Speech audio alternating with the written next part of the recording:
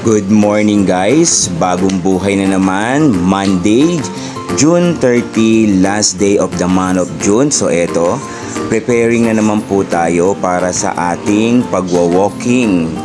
First day ng ating walking sa linggong ito at ayan na nga po guys, nagkusisipilyo na po tayo para syempre refreshing po ang ating buong katawan. Once na po nagsipilyo tayo, nakaka-refresh po ng buong katawan yan guys. So syempre eto na, buksan na natin ang ilaw at tayo po ay magpe-preparing na para maglagay ng medyas at syempre para din tayo na ay magsapatos. Ayan, sinusuot na natin ang pangmalakasang sapatos at syempre eto, i-check na natin ang ating pintuan, ang ating labas kung may liwanag na ba o wala pa. So syempre bisa tayo guys sa ating damit para ready na tayo to the go. Okay, see you guys, bye. So ayan na nga, good morning guys, lumabas na ako ng bahay para tayo mag-start ng mag-walking. Pupunta na po tayo dito sa bagong karsada at ayan na nga, tignan ninyo ang bagong karsada na aking laging nilalakaran every morning. At syempre guys, tayo kailangan ay magkaroon ng ganitong pagkakataon sa atin para sa ating kalusugan. Syempre po, tumatanda na po, umidad po tayo, hindi po tayo nagiging bata, no? Tumatanda po tayo, so kailangan po natin talaga ng magandang pangangatawan, kaya kailangan natin mapagpawisan. Kaya everyday, kahit 1 hour po, walking po tayo or konting jogging po para po lumabas po yung mga toxic sa ating katawan at yung mga fats natin ay mabawasan. So yun lamang po, eto na po tayo uli sa aming bahay. Maraming salamat sa inyong panonood. Sana po i-follow, share nyo, and likes, comments. God bless you all. So what's up mga ka-echos? So ayan, alas 8 pasado na, late na ako sa trabaho, kaya watch out, halika na, pumasok na tayo at doon na tayo mag-almusal. See you guys, bye! So ayan guys, kararating lang natin sa barangay. Meron na agad 3 dumating, kumuha ng barangay clearance at kailangan daw po nila yan dahil sa kanilang pag-apply. And then eto na nga, pine-prepare ko yung kanilang barangay clearance. Ilalagay natin yung pangalan, age, address, purpose at pati na rin po ang date.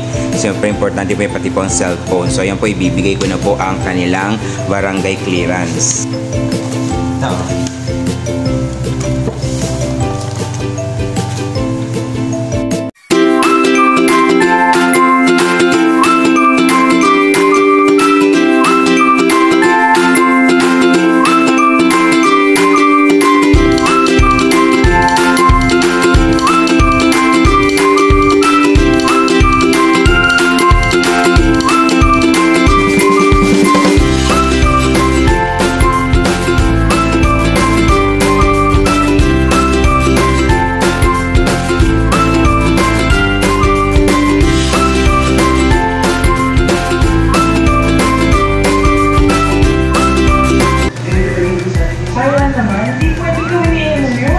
Hello guys, dito tayo sa barangay, Monday, almusal po tayo.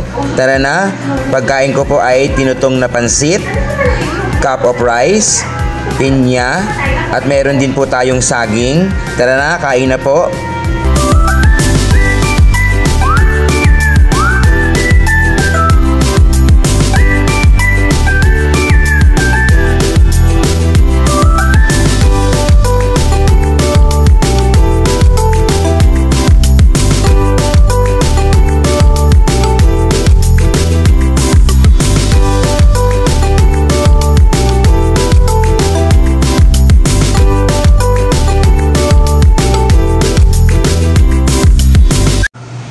So tapos na tayo kumain, ka-echos. Ayan, uminom tayo ng tubig dahil nakakauhaw pero napakasarap.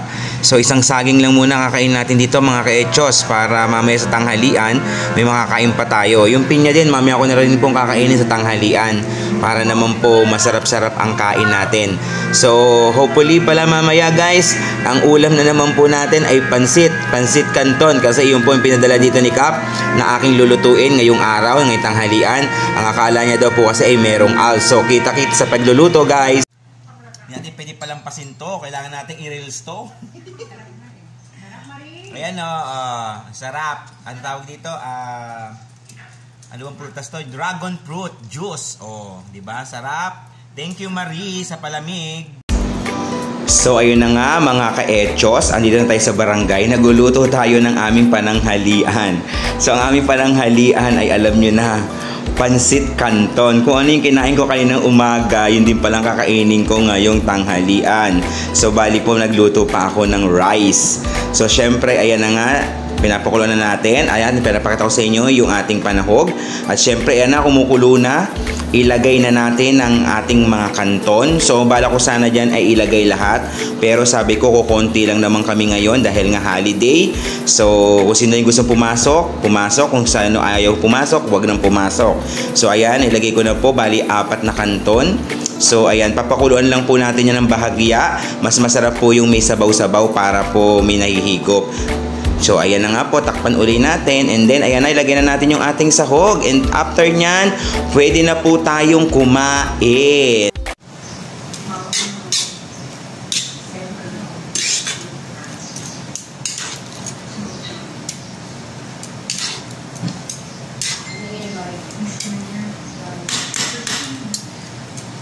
Kaon na, okay na.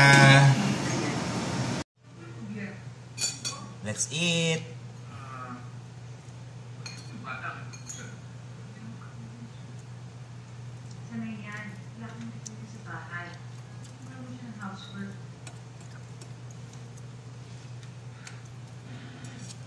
Sarap ng pansit.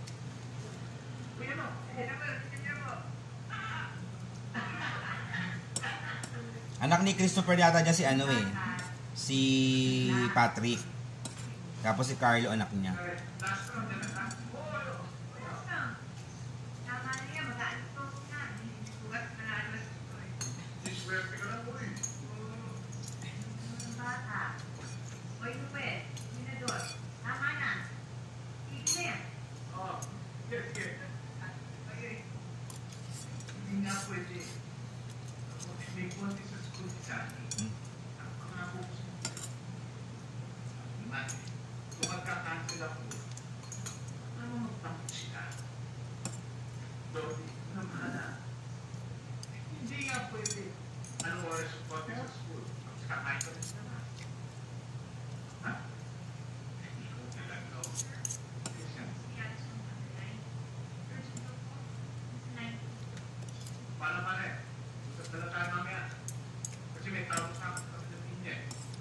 Paanghang-anghang no.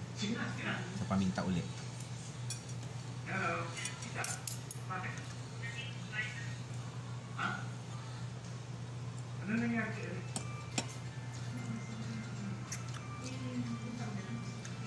Bye guys. Tanga. Hello guys.